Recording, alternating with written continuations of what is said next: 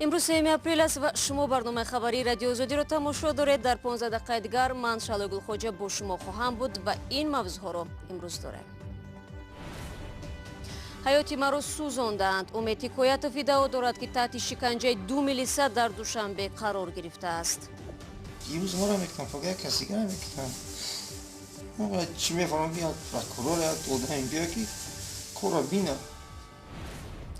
بحث امریکا و ترکیه سر خرید سیستم موشکی روسی سبب تأخیر در انتقال هواپیماهای جنگی F-35 به ترکیه شد. و قانون زمین در تاجیکستان بیش از همه پایمال می شود. دادستانی کل در برای باز شدن صدها پرونده جنایی مربوط به زمین حسابات داد. یک مرد 38 ساله ادعا دارد که در پی لطکوب شدید خادمان میلیسای دوشنبه عضوهای تناسلی او آسیب جدی دیده است. امید حکایتوف میگوید ماموران میلیسا باید برای این کارشان پاسخ بدهند. در حالی که حکایتوف دو ناظر منطقوی را به شکنجه ابدار میکند، مقامات پلیس هنوز این قضیه را شرح نمیدهند. تفصیلات بیشتر از شادمانیتی. با گفت که مانچکی سیو نشد، چشمش مثلا سینک نشد. امید حکایتوف میگوید میلیسه های دوشنبه او را شکنجه کردند، حیاتی او را سوزاندند.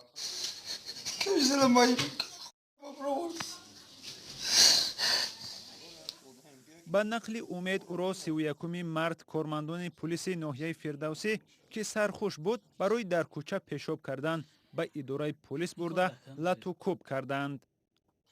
میگه ما را یزنه بگو. چه گرجنش ما یزنه دارم نمیگو میزنم. اوتا داریم اگه نه اوتا مرامتی آخه میگه بگو ما را اوتا بگو. خیلی اوتاش گفتم زد شتاقتی نگویم شتاقت. دیگه سر میدونم که نمیشه یا کتابا کمون داره ولی کتابو دوبینکه بود چقدر دیگه زد دیگه میگم فقط خواب بودم. خواب میزنن لیسنسه رو گوسفند وری کشیدم. باگاش کی جای بردن باگاش. امید حکایتوف میگوید همان روز با یک دوستش آب جو نوشیده بود. بعد لطوکوب در اداره ناظر منطقوی او را به شعبه نرکولوژی و بعد آن به هوشیارخانه بردند. در هوشیارخانه به گفته حکایتوف او دیگر از جایش خسته نتوانست چون آلاتهای مردیش پوره ورم کرده بودند. به گفته او بعد این او را به بیمارخانه یاری تجلی آوردند و در اینجا یک قسم آلات تناسلش را طبیبان بریده اند. سکویزنده اینجا آوردنم او تا دا تو رنگین توزی پوزی کردن یا ستارش لیتینان آمد من میگی خیلی نوشت او با قفاش چند میلیسه دیگه ما میگم خونگی رو خیلی پیژام بیارم و یا نچالیشم چی پیژام تا ماشا ما میخرم ماشا نمیچکم ما میکنم مقصد خاف که چی که ما چی خاف کنم. مقامات پلیس دوشنبه تصدیق کردند که امید حکایتوف روز 31 مارس در حالت مستی به شعبه نرکولوژی برده شده است، اما شکنجه شدن آن را رد کردند. شادمان یتیم، مولا رجب یوسفی، آزادی، دوشنبه. رو میاریم با موضوعهای دیگر. قانون زمین در تاجیکستان در سال سپری شده بیش از هر قانون دیگر پایمال شده است. یوسف رحمان دادستان کل تاجیکستان در گزارش خود به وکیلان مجلس ملی گفته است که در سال 2018 در تاجیکستان 1085 پرونده جنایی وابسته به ویران کردن قانونگذاری زمین بازگردیده است. این موضوع را همکارم عبدالله اشورов پیگیری دارد و حالا با ما در استودیو است و آماده صحبت. خب عبدالله، معلوم می شود که در تاجیکستان مسئله تقسیم پارچه های زمین بیش از همه آلوده با جنایت شده است. سلام شالو. بله، یک نظر به آمارهای پیشکش کرده یوسف رحمان دادستان کل تاجیکستان اوید به رعایت قانون کشور دایر به زمین چنین خلاصه را حاصل میکند. به اطلاع دادستان کل بر ضمن این مقدار پرونده های جنایی باز 3450 نفر دیگر به جوابگری انتظامی و ماموری کشیده شدند که همچنان در ویران کردن قانون زمین ایبدار میشوند. در نتیجه سنجش ها دایر به رعایت قانون زمین دادستان کل نزدیک به 23000 گکتار زمین را که غیر قانونی تقسیم شده است و یا غصب گردیده است به حالت اوله برگردانیده است. برای همین آزاده رحمان رئیس دستگاه اجرایی پرزیدنت تاجیکستان چند پیش به دادستانی دستور داده است که این مسئله را جدی پیگیری بکنند. این چگونه دستور بود عبدالله؟ میتونی مفصل تر بگی؟ بله شهلا آزاده رحمان با دادستانی کل باز هم پرزور کردن نظارت اوید به خرید و فروش زمین و عموما رعایت قانون زمین در جمهوری را تاکید کرده است، چون با گفته آزاده رحمان قانون شکنی در سمت استفاده زمین هنوز رو به افزایش است. با اطلاع او در سال 2018 در جمهوری 700 قرار رئیسان شهر و ناحیه ها وابسته به زمین با اعتراض های پروکوروری یعنی دادستانی بیکار شده است. برای جلوگیری از زمین فروشی، غصب زمین و پایمال کردن قانون زمین همکنون در دادستانی کل یک ریاست علاهیده تأسیس یافت. همکنون 50 نفر دادستان ها و یا پروکورورهای ویژه محض اجرای قانون زمین را در تاجیکستان نظارت میکنند. خب عبدالله، سبب در چی است که مسئله وابسته از زمین در تاجیکستان تو رفت داغ می شود؟ در واقع شهلا زمین فروشی مقامات محلی یک مایه اساسی شکایت مردم در تاجیکستان است. هر روز این شکایت ها به گوش ها می رسد. بسیاری ها می گویند بدون پرداخت رشوه گرفتن قطعه زمین تقریبا ناممکن شده است، در حالی که مقامات از عزم قوی در مبارزه با کروپسیا حرف میزنند. ساکنان میگویند رشوه خوری و طمع‌جویی منصبداران روزگار آنها را تباه کرده است. شکایت ساکنان بیشتر از طمع‌جویی منصبداران هنگام تقسیمات زمین برای بنیاد خانه و یا کشاورزی زیاد به گوش میرسد. سازمان همکاری های اقتصادی و رشد هم در گزارش اخیرین خود در رابطه با مبارزه با کروپسیا در تاجیکستان می نویسد خوفی از هم زیاد رشوتخوری در جریان تقسیمات پارچه های زمین در تاجیکستان با وجود می آید. تشکر عبدالله برای صحبت. من برنامه‌روی دوم میدیم. ایالات متحده آمریکا بنابر سببی بحث با همپیمانش ترکیه ارسال تجهیزات لازم برای هواپیماهای جنگی F-35 را بازداشته است. ترکیه قصد دارد سیستم پیشرفته ضد موشکی روسی S-400 را بخرد، اما آمریکا مخالف استفاده این سیستم در کشور عضو ناتو میباشد. کیومرسیاتو گزارش میدهد. ایالات متحده آمریکا انتقال تجهیزات ضروری برای هواپیماهای جنگی F-35 به ترکیه را متوقف کرده است. سبب آن عزم ترکیه برای خرید سیستم موشکی S-400 از روسیه می باشد. خبرگزاری رایترز میگوید آمریکا ارسال بعضی از تجهیزات را بازداشته است که برای قبول و آماده کردن هواپیماهای جنگی در ترکیه ضرورند. بعضی از منابع دیگر گفتند که سخن درباره وسایل تمرینی می رود که خلبانهای ترک در آنها اداره هواپیما را می آموزند.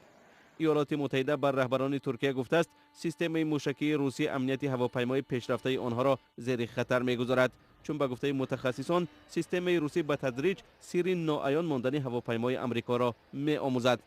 قرارداد خرید 4 سیستم S-400 با ارزش 2.5 میلیارد دلار را مسکو و انکره ماه ایولی سال 2018 امضا کردند. واشنگتن می‌خواهد ترکیه سیستم آمریکایی ولی گرانتری پاتریوت را بخرد، اما رجب طیب اردوغان قرارداد با روسیه را تغییر دادن نمی‌خواهد. روسیه سیستم ها را باید تابستان سال آینده به ترکیه بدهد. انکره 2 هواپیمای F-35 را ماه ایونی سال گذشته گرفت و عین زمان در ترکیه 800 قسم و تجهیزات لازم برای این هواپیما استحصال می شود. منابع در آمریکا گفتند که ممکن است آمریکا استحصال آنها را به دیگر کشور کوشاند. به قول تحلیلگران دور کردن ترکیه از استحصال F-35 بیشک اختلافات بین آمریکا با این شریکش را زیادتر می‌کند. دو طرف حالا در مسئله جنگ سوریه، تحریم‌ها بر ضد ایران و طلب استرداد فتح‌الله گولن روحانی ترک مقیم آمریکا اختلافی نظر دارند.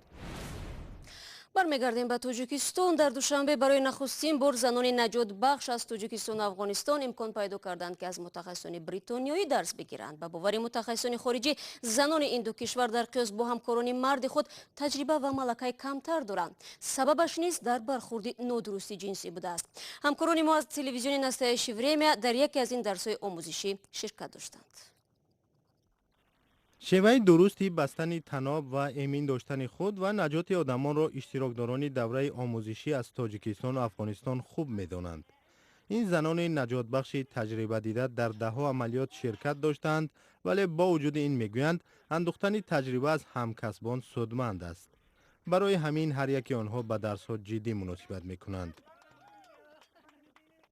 یک تعدادش نو بود، اما یک تعدادش از قبل آموخته بودیم.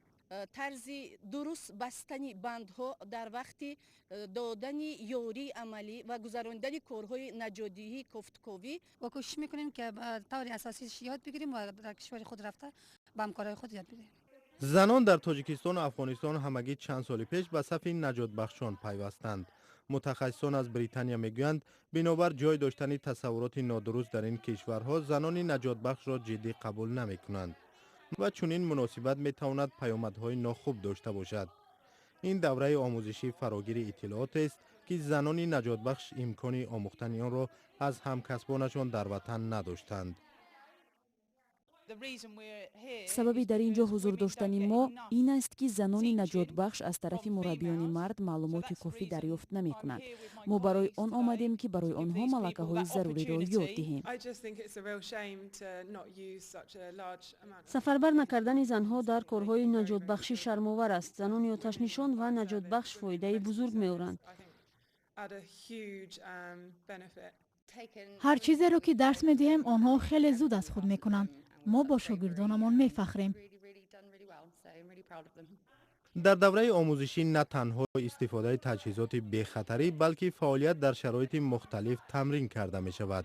شرکت‌داران در یک هفته به طور فشرده معلومات‌های نظریوی را برای این پیشه پرمسئول از خود می‌کنند. ما با تعلیم دادن کارمندان محدود نمی‌شویم، همچنین با ابزار بی‌خطری کمک می‌رسانیم. کمیته حالت‌های فوق‌العاده تاجیکستان و بنیاد آقاخان در بخش نجات‌دهی چند سال این جانب همکاری دارند. تشکیل کنندگان دوره آموزشی میگویند در گمان است که در چنین فرصت کوتاه ملکه شرکت‌داران به سطح مردان نجات بخش برسد. ولی اگر این آموزش نتیجه خوب بدهد، چنین درس‌ها مداوم و با شرکت زنان نجات بخش از کشورهای گوناگون تشکیل می شود. شرکت برق توجیک اعلام کرد که امروز در چند محله دوشنبه مردم برای 4 ساعت نیروی برق نخواهند داشت و سبب تعمیر خطای برق است. بیشتر از این مسئولان شرکت ساکنان را در نپرداختن پول برق ایبدار کردند و گفتند به همین علت نمیتوانند مردم را شبانه روز با نیرو تامین کنند. کمبود برق در تاجیکستان روز 2 اپریل در یک میزگردی رادیو آزادی بررسی شد و پاره از آن را همراه با شما میبینیم. مسئولین شرکت برق تاجیک در پاسخ به شکایت‌های زیاد مردم برعکس خود آنها را متهم می‌کنند که پول برق را سری وقت نسپردند و گناهکار اساسی خود مردم هستند که با سبب سری وقت نسپردن پول برق اکنون آنها سری وقت برق نمی‌گیرند. به نظر شما این چی معنا دارد؟ یعنی برق تاجیک آیا در حقیقت می‌خواهد گناه خود را به سر مردم بار کند و یا واقعا مشکل در مردم است؟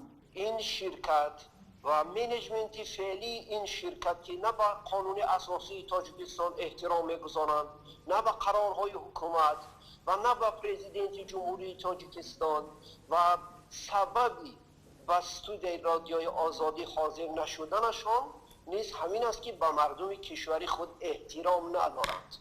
در هر کشور دیگر بعد این دو اظهارات بوالعجبی این سازمان، این شرکت، پروکراتور جنرالی فوراً آنها را با چالش میکشید و آنها مجبور میشدن با مردم پاسخ گویند. حالا مردم تاجیکستان با وجود آنکه خب پول برق میسپارند و به گفته برق تاجیک یک قسمشان قرضدار هستند، ولی آنها حق دارند دائما برق گرفته باشند. ولی وقتی که بدون آگاهی برق آنها خاموش کرده می شود و هر ساعتی که مقامات برق میخواهند، آیا تا کجا این نقصی یا ویران پایمال کردن حقوق استعمال کنندگان است؟ من میخواستم فریدون شاید که شما میگفتین مثلا البته حقوق استعمال کننده در اینجا پایمال شده ایستاده است، زیرا که از اون نقطه نظر که خیلی که یادگاری گفتن که اگر یک ساعت یک نفر قرضدار باشد ما تمامی محله را میتونیم از برق خاموش کنیم. این سخن آنها یگان زمینه حقوقی ندارد، برای آن که اگر استعمال کننده قرضدار نباشد پس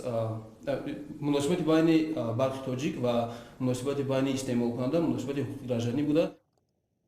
بینندگان عزیز، میزگرد کامل و صحبت‌های بیشتر را در کانال آزادی ویدیو در یوتیوب و صفحه های آزادی در .org تیجی تماشا کنید. برنامه امروز را با این مطلب به پایان میرسانیم، اما شما امکان دارید 24 ساعت در شبانه روز نوار و گزارش‌های جالب را از آزادی ویدیو کانال ما در یوتیوب ببینید. خبرهای روز را در وبسایت رادیو آزادی بخوانید. فراموش نکنید که فردا صبح بر وقت نوید بامدادی با خبرهای تازه تقدیم شما می شود. همچنین رادیو آزادی در شبکه‌های اجتماعی صفحه خود را دارد که در آنجا خبر است و نوارهای دیدنی. تا برنامه فردا، خدا نگهدار هر یک شما.